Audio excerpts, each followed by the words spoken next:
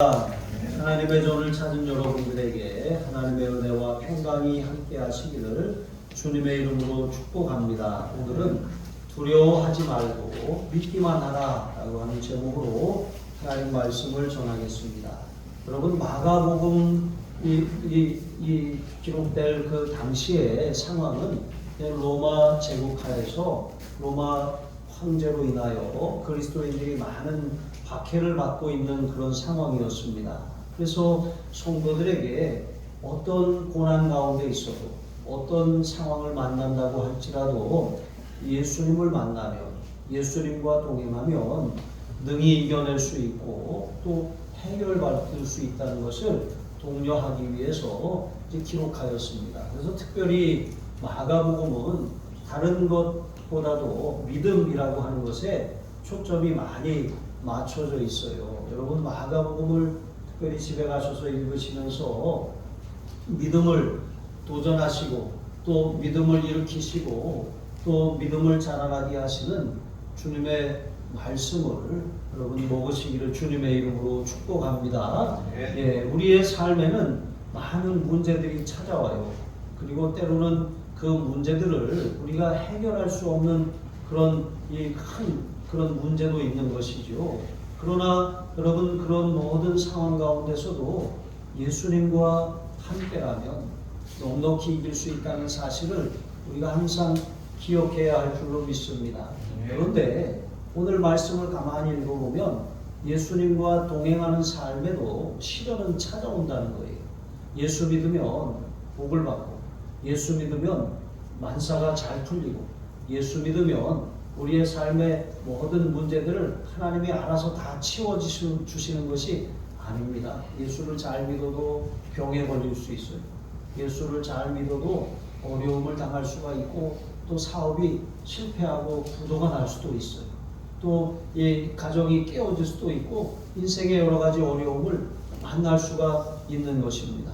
예수님께서는 이제 고라사 지방에 귀신 들린 그 사람을 고치신 다음에 이제 다시 가버나움으로 배 타고 넘어오셨죠. 근데 예수님이 오셨다는 소식을 듣고 많은 사람들이 예수님께로 몰려왔습니다. 그런데 유독 한 사람, 예수님 앞에 나와서 자신의 병들어 죽어가는 딸을 고쳐달라고 한 사람이 있었어요.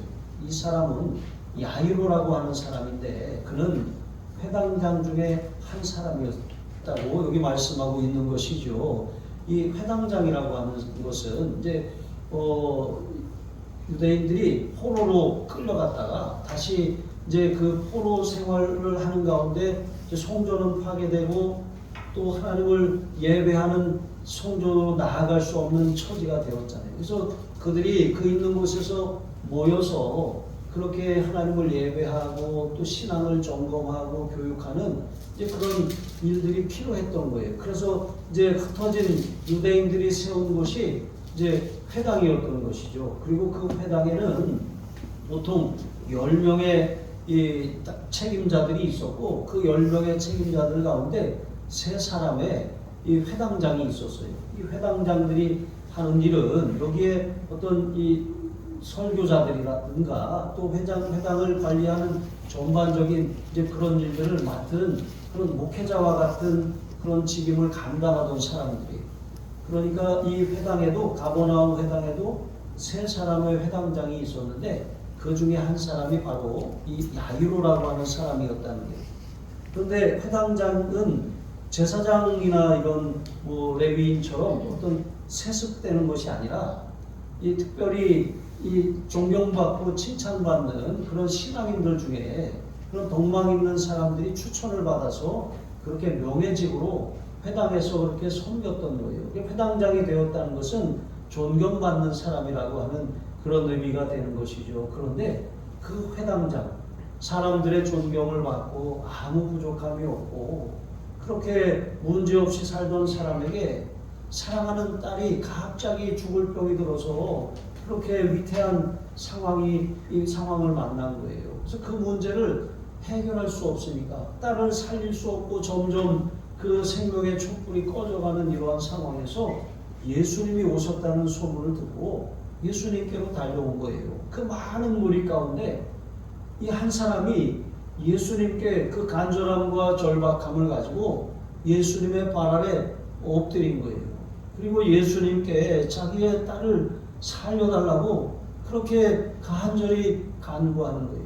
목이 탄 사람이 물을 구하듯이 여러분, 물에 빠진 사람이 살려달라고 강하게 그렇게 외치듯이 정말 많은 사람이 있었지만 절박하고 간절한 심령으로 예수님 앞에 나온 사람은 바로 그 사람이었다는 거예요.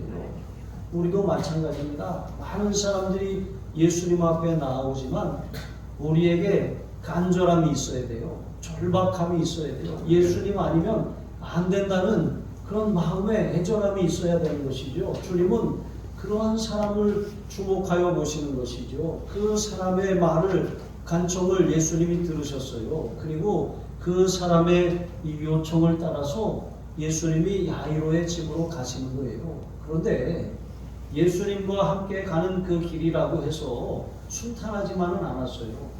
제자들이 고라사 지방으로 건너갈 때도 풍랑이 일어나서 배를 집어삼키려고 했었던 것처럼 너무나도 많은 사람들이 갑자기 밀려드니까 이 야이로의 집으로 가기가 쉽지 않았던 거예요. 그런데도 이렇게 갑니다. 그런데 또 다른 장애물이 생긴 거예요. 우리가 다음 주에 살펴보겠지만 12해를 혈루 쪽으로 앓던 여인이 내가 예수님의 옷자락이라도 옷가에 손만 대어도 내가 나으리라는 그런 마음으로 12년 동안 하혈을 했으니 사람이 몰골이 제대로 이렇게 갖추기나 했겠습니까? 무슨 기운이라도 조금이라도 남아 있었겠습니까?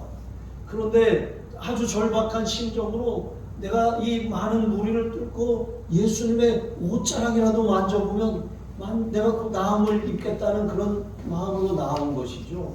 그리고 그 절박함을 예수님이 아셨어요. 예수님의 옷자락을 만지는 순간 예수님의 능력이 그에게 흘러가는 걸 아신 것이죠. 그래서 멈추신 것이죠. 그 여인을 고치시고 여인에게 구원과 평강을 선포하시는 거예요. 이 여인에게 있어서는 너무나도 아주 큰 은혜를 입은 거잖아요. 그런데 야이로의 입장에서 생각해 보면 지금 1분 1초가 아주 급해요. 빨리 예수님을 모시고 가셔서 딸에게 안수하여 이 딸을 고쳐야 되잖아요. 그런데 많은 사람들이 있어서 쉽게 가기도 어려운데 이 12해를 혈루증을 앓던 여인이 예수님을 붙잡아 세운 이런 상황이 되는 거예요. 근데 여기다가 또 엎친 데 덮친 격으로 그렇게 여인과 예수님이 말씀을 나누시고 있는 그 사이에 또 어떤 일이 벌어졌습니까? 회당장의 집 사람들이 와서 이렇게 말하는 거예요. 당신의 딸이 죽었나이다. 어찌하여 선생을 더 괴롭게 하시나이까? 그러니까 이제 다 틀렸다는 거예요. 많은 사람들이 에워싸 밀어서 가기도 힘든데 12해를 혈루증으로 앓던 여인이 예수님을 붙들어 세워서 시간이 지체되고 있는데 그래서 그 다급한 마음에 빨리 예수님을 그렇게 채근하고 싶지만 바로 그 순간에 자기의 집 사람들이 와서 아이가 죽었다고 말하는 것이죠. 그러니까 너무나도 이러한 끔찍한 상황이 벌어지고 만 것입니다. 우리의 신앙생활도 마찬가지예요. 예수 잘 믿으면 아무 문제가 없고 순풍에 돛단 듯이 그렇게 저절로 흘러가는 것이 아니에요. 인생의 위기와 어려움이 찾아옵니다. 내가 기도 안 해서 문제가 오는 것이 아니에요. 내가 예수님과 동행하지 않아서 문제가 생기는 것도 아닙니다. 예수님을 잘 믿어도 문제가 오고 예수님을 제대로 안 믿어도 문제가 생겨요. 기도해도 문제가 생기고 기도 안 해도 문제가 생겨요. 그러나 기도하는 사람과 기도하지 않는 사람의 차이는 우리가 너무나도 잘 알잖아요. 기도하지 않으면 문제가 아니라 내가 그 문제를 벗어날 힘이 없다는 게 문제예요. 그런데 기도하는 사람은 문제가 왔지만 주님이 나와 함께 하시기 때문에 그 문제를 극복할 수 있다는 그런 근본적인 차이가 있는 것이죠. 자, 어쨌든 우리는 우리의 힘으로 해결할 수 없는 그 인생의 절박한 문제를 가지고 예수님께 나아가야 돼요.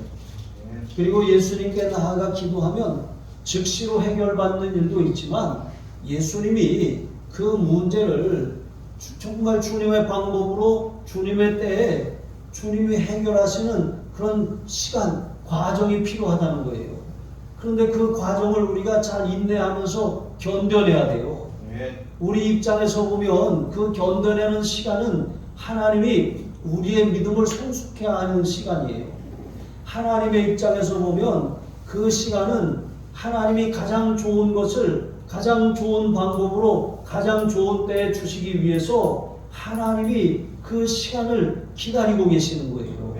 여러분, 그러므로 예수님과 함께 하는 중에도 시련을 만날 수 있지만 시련이 문제가 아니라 그 시련을 통해서 우리의 믿음이 자라나고 또 주님께서 요구하시는 그 믿음, 우리의 문제를 해결하실 만큼 주님께서는 마치 저울에 달듯이 우리가 이만한 문제를 가지고 왔어요. 그러면 이만큼의 믿음이 필요한 거예요.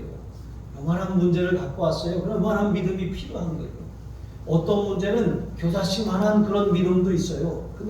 그런데 중요한 것은 주님은 겨자씨만한 믿음도 산으로 옮기는 믿음이라고 하셨거든요.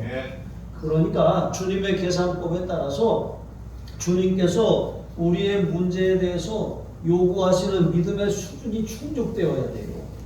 그러니까 그 충족되는 시간 동안 우리에게는 기다리는 시간이고 인내하는 시간이고 시련의 시간이 될 수도 있다는 거예요. 그렇지만 그 시련을 통과하면 믿음이 자라나고 주님은 우리의 믿음을 보시고 우리의 문제를 해결해 주신다는 사실을 여러분 기억하시기 바랍니다.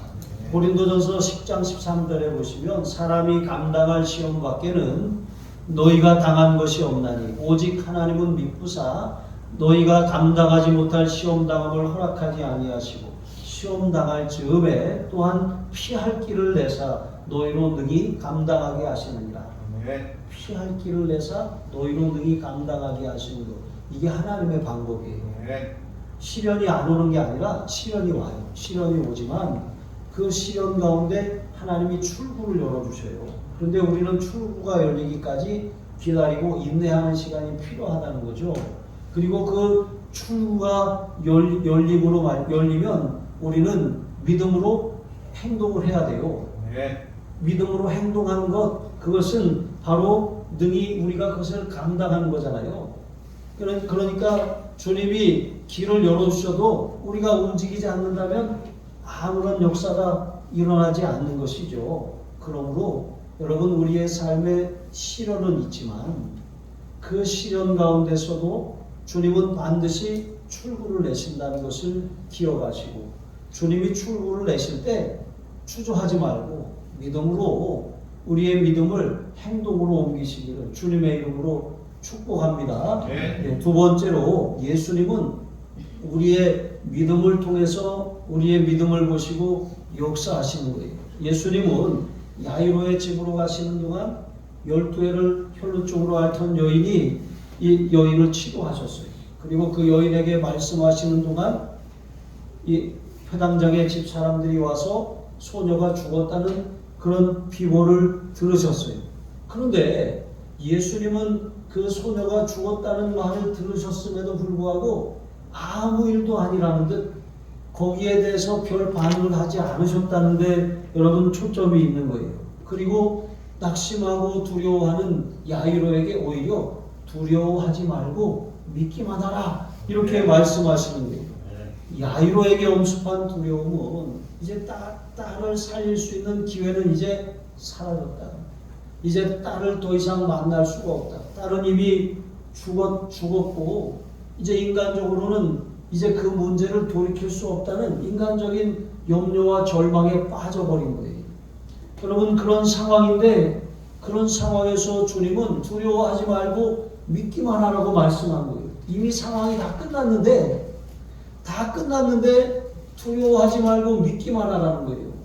여러분, 우리가 생각을 해보세요. 우리가 어떤 것에 지원을 해서 다 된 줄로 알았는데 이게 되지 않았어요. 거절을 당했단 말이에요. 그래서 우리가 낙심하고 땅을 치면서 막 통곡할 수도 있잖아요. 그런데 만약에 그러한 상황에서 주님이 두려워하지 말고 믿기만 하라 그러면 여러분은 어떤 마음이 드시겠어요? 아이, 그 말씀이 무슨 소용이 있습니까? 다 끝났는데. 그러니까 홍길동이 아버지 앞에 가서 아버지 제가 이제 이 집을 떠나겠습니다. 왜 떠나냐? 그랬더니 아버지를 아버지라 부르지 못하고 형을 형이라고 부르지 못하는데 제가 뭐 이 집에 아들이나 되겠습니까? 떠나겠습니다. 그랬더니 아버지가 그래 내가 너에게 호부호용을 명하노라 그랬단 말이에요. 그랬더니 길동이가 못 알아듣고 아버지를 아버지라 부르지 못하고 형을 형이라고 부르지 못하는데 호부호용이 무슨 소용이 있단 말입니까? 그랬더니 아버지가 야 이 녀석아 그래서 내가 너에게 호부호용을 허하지 않았느냐? 아버지를 아버지라 부르지 못하고 형을 형이라고 부르지 못하는데 호부호용이 무슨 소용이 있단 말입니까? 그러면서 확 뛰쳐나가 버렸어요. 여러분 이런 모습이 우리의 모습이 아닌지 우리가 우리 자신을 잘 살펴보아야 한다는 것입니다. 주님께서는 우리의 삶의 시련 가운데 함께하고 계세요. 주님은 우리를 능히 도우실 힘이 있어요. 사람이 생각하기에 다 끝나버린 것 같을지라도 도저히 이해할 수 없는 말씀을 주님이 하신다고 할지라도 주님이 말씀하셨으면 그런 줄로 알아야 돼요. 주님이 말씀하셨으면 그런 줄로 여기고 살아야 되는 것입니다. 히브리서 9장 27절에 보면 한 번 죽는 것은 사람에게 정하시는 것이라고 했어요. 그러니까 사람에게 죽음이라고 하는 것은 운명이고 받아들여야만 하는 현실이에요. 그러니까 죽었다 그랬잖아요. 끝났어요. 그런데 그런 상황에서 주님이 두려워하지 말고 믿기만 하라고 하시는 거예요. 그런데 히브리서 9장 27절 그 뒤에 말씀은 또 이래요. 그 후에는 심판이 있다고 했어요. 죽으면 끝인 줄 알았는데 죽음이 끝이 아니라 그 다음에 심판이 있어요.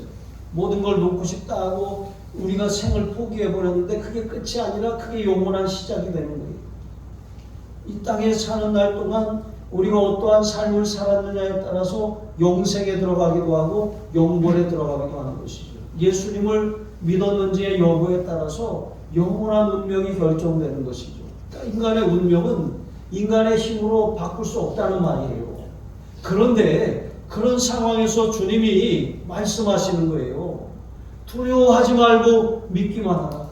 여러분의 상황이 어떻든 지금 내가 처한 문제가 어떠하든 내 질병이 얼마나 오래되었고 내가 얼마나 오랫동안 고전을 면치 못했고 우리가 생각하기에 이것은 틀렸어라고 그렇게 여길지라도 주님이 말씀하시면 여러분 그것은 불가능이 가능이 될 수 있다는 거예요. 두려워하지 말고 믿기만 하라고 말씀하시는 주님의 말씀을 우리가 붙들면 우리의 삶은 가능으로 빨간불에서 초록불로 바뀌는 역사가 일어나게 된다는 것이죠. 그러므로 우리가 할 일은 무엇입니까? 두려워하지 말고 믿기만 하라 말씀하신 것처럼 빌립보서 4장 6절로 7절 말씀처럼 아무것도 염려하지 말고 오직 모든 일에 기도와 간구로 너희 구할 것을 감사함으로 하나님께 아뢰라 하는 말씀에 순종해서 우리의 염려, 우리의 불안, 우리의 공포, 우리의 두려움, 우리의 장래에 대한 그런 그 불확실성에 대한 그런 모든 괴로움을 주님께 맡기고 기도 제목으로 삼아서 감사로 아뢰라는 거예요.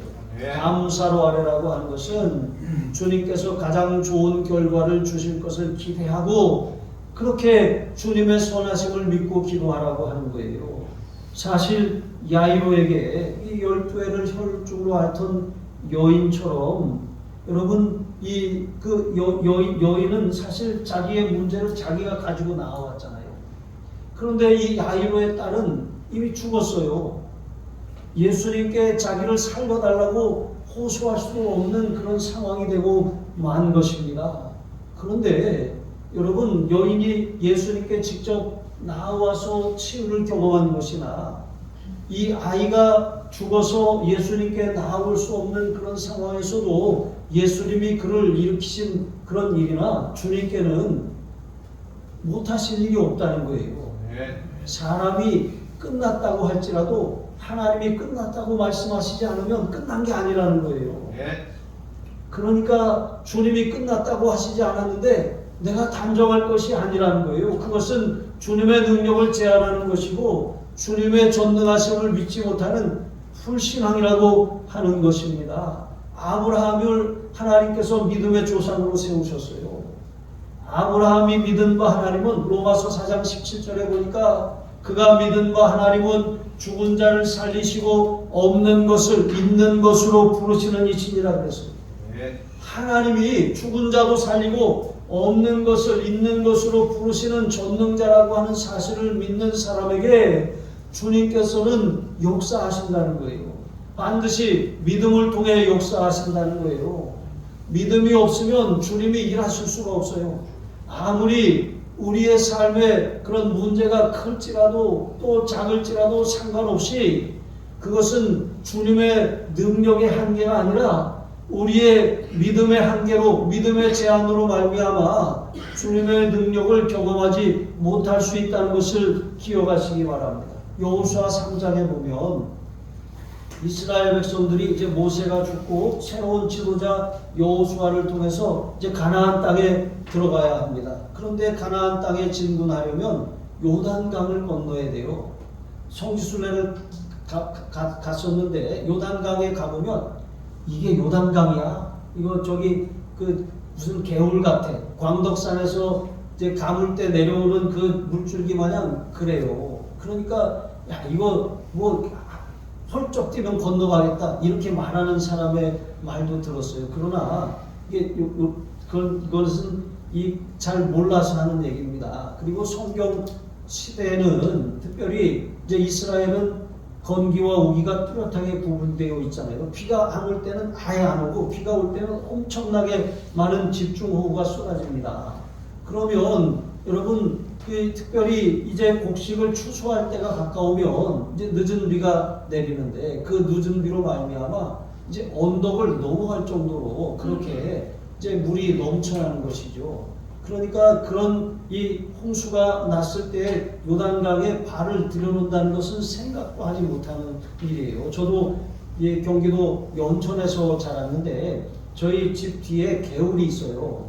근데 그 개울은 이제 물고기도 잡고 또 거기서 물놀이도 하고 그렇게 어렸을 때 자라나던 곳인데 그런데 여름만 되면 임진강이 넘쳐가지고 그게 역류를 합니다. 역류를 해서 저희 집 뚝이 높은데 그 뚝 뒤에 거의 이렇게 막 이렇게 목구멍까지 물이 차올라요.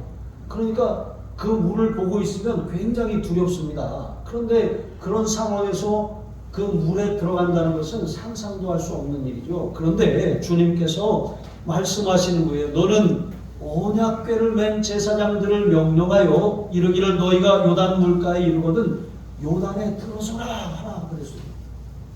범람하는 물 가운데 언약궤를 맨 제사장들이 그 물로 들어가라는 거예요. 들어가서 거기 서 있으라는 거예요. 물이 막 그렇게 휩쓸고 하는 그 물 속에 들어가서 언약궤를 들고 서 있는다고 생각을 해보세요. 이거 엄청난 그런 위험을 감수해야 되는 거잖아요.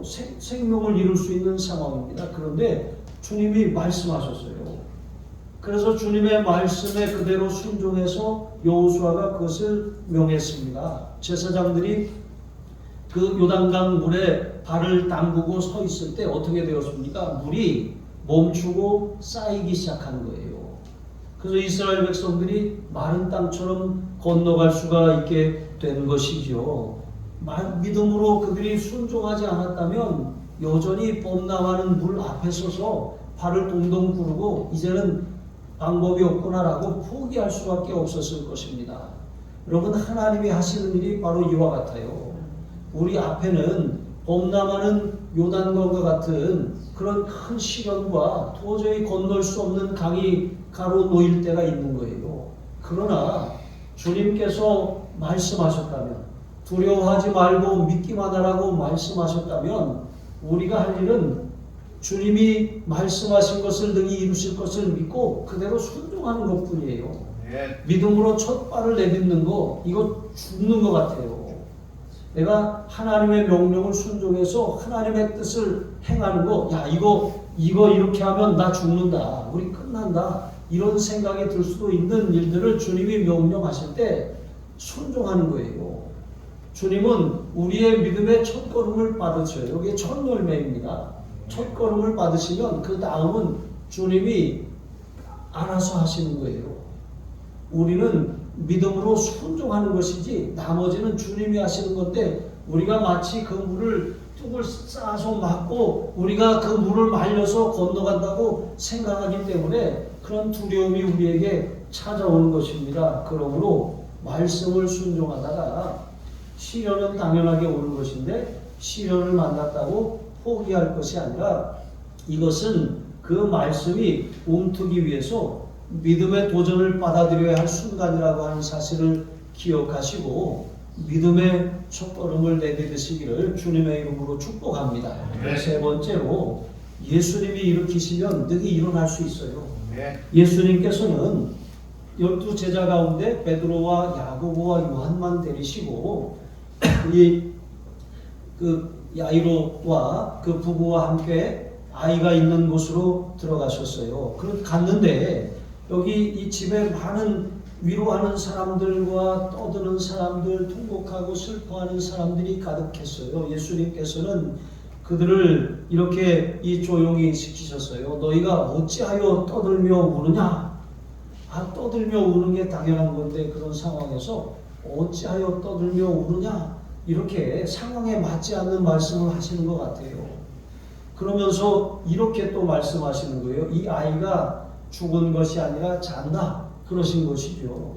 여러분, 죽음이라고 하는 것 사실 인간의 용어예요.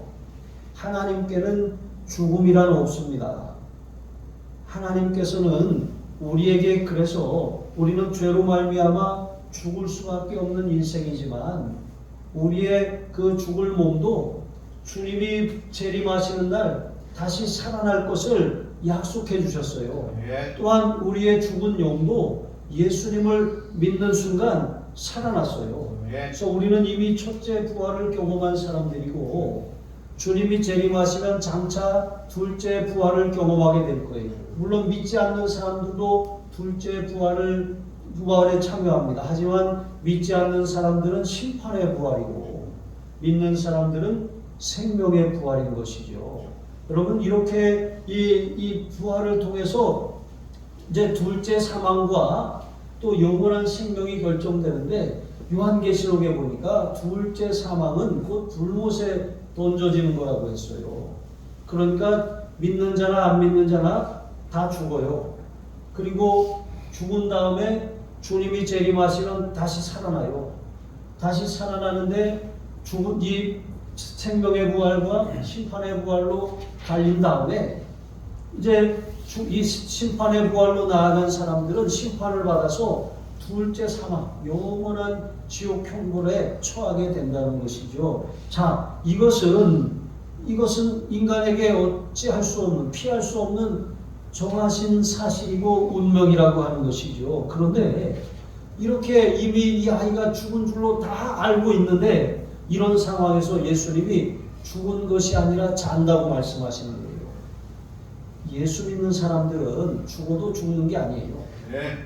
잠을 자는 것과 같이 안식하다가 여러분 생명의 부활로 나아가게 될 것을 믿으시기 바랍니다. 그래서 예수님께서는 이 아이에게 가서 아이의 손을 잡으시고는 달리다 쿵 하면서 소녀야 내가 내게 명하노니 일어나라 이렇게 명령하셨어요. 달리다 쿵 하면서 이 아이를 일으키셨어요. 여러분, 우리의 삶의 문제도 그와 같다는 거예요. 우리가 이제는 끝났어. 이미 틀렸어. 더 이상 소망이 없어. 방법이 없어. 여러분, 그런데 만약에 하나님이 끝났다 말씀하시면 끝난 거예요. 만약에 하나님이 이 사람을 데리고 가겠다 말씀하시면 이제 하나님이 데리고 가시는 거예요. 그런데 하나님이 끝났다고 말씀하시지 않았어요. 그러면 우리는 하나님 앞에 어떻게 해야 돼요? 끝까지 기도해야 돼요. 살려야 돼요. 아무리 무슨 말기암이고 또 온몸에 전이 되었고 그래서 의사가 이제는 며칠 살 수 없습니다 라고 선언했다고 할지라도 우리의 기도를 멈추지 말아야 돼요. 왜? 하나님의 응답을 아직 못 받았다면 계속 기도해야 돼요.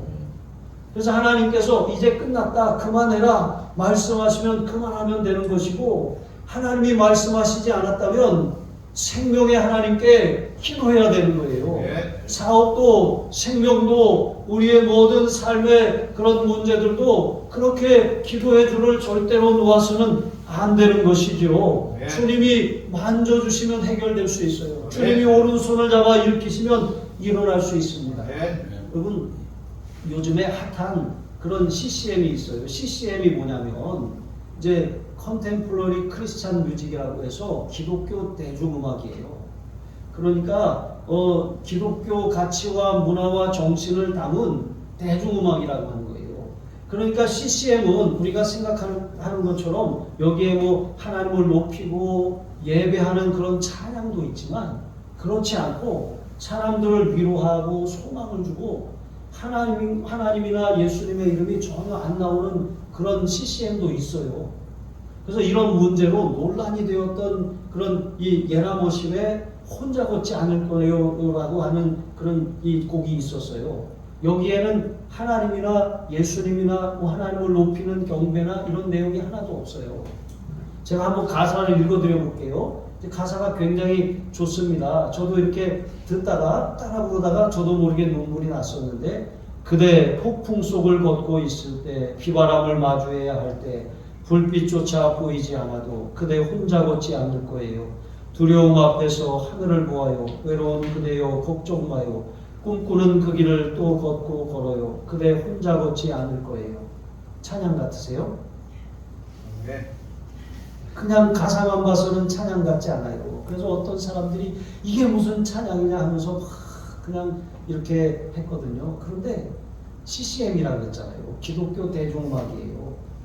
안 믿는 사람들이 이 찬양을 굉장히 좋아한대요. 마치 당신은 사랑받기 위해 태어난 사람인 것처럼 전도에 아주 복음의 문을 여는데 아주 좋은 효과를 발휘하고 있습니다.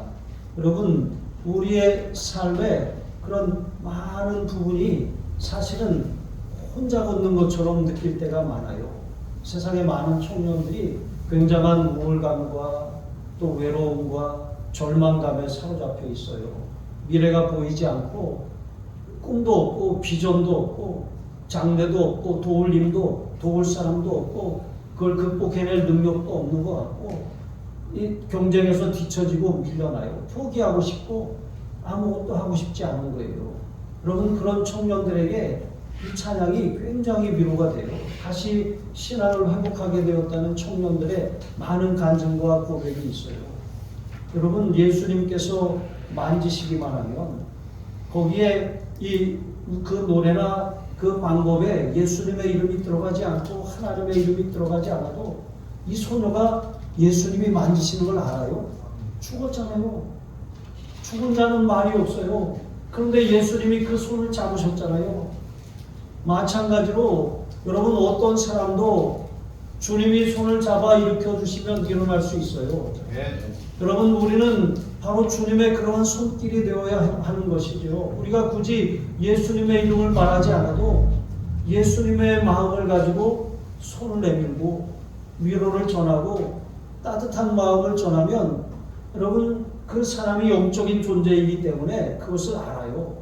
느끼는 것입니다. 우리가 어떤 사람을 위해 기도하면 지금은 강팍하고 지금은 외면하고 지금은 등을 돌린다고 할지라도 주님께서는 죽은 자도 살리시는데 어떤 사람을 돌이키지 못하시겠습니까? 우리의 삶에 주님이 만지시길 원하셔요. 안수하시길 원하셔요. 그래서 우리가 이렇게 기도하길 원해요. 주님, 내 삶을 만져주세요. 주님, 내 아픈 몸을 만져주세요. 주님, 내 자녀를 만져주세요. 주님, 내 동료들을, 친구들을, 내 부모님을 만져주세요. 주님, 내 직장과 일터와 사업을 만져주세요. 여러분, 그렇게 주님의 만지심을 기대하며 기도하시기 바랍니다. 주님이 만지시면, 오른손을 잡아 일으켜 주시면 일어날 수 있습니다. 기도하시겠습니다.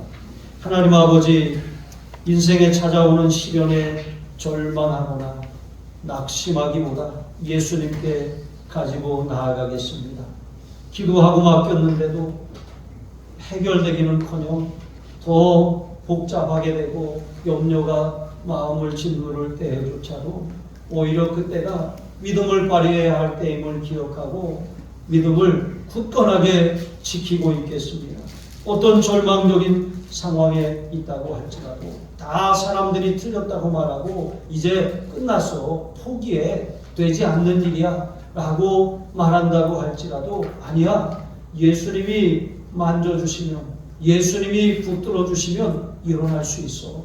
예수님 나를 붙들어 주세요 라고 기도하며 살아가는 하나님의 사람들로 승리하게 해주세요. 예수님 손 꼭 붙잡고 예수님과 동행하며 살다가 주님의 재림을 맞이하게 해 주옵소서. 감사하며 축복하며 예수님의 이름으로 기도합니다. 아멘.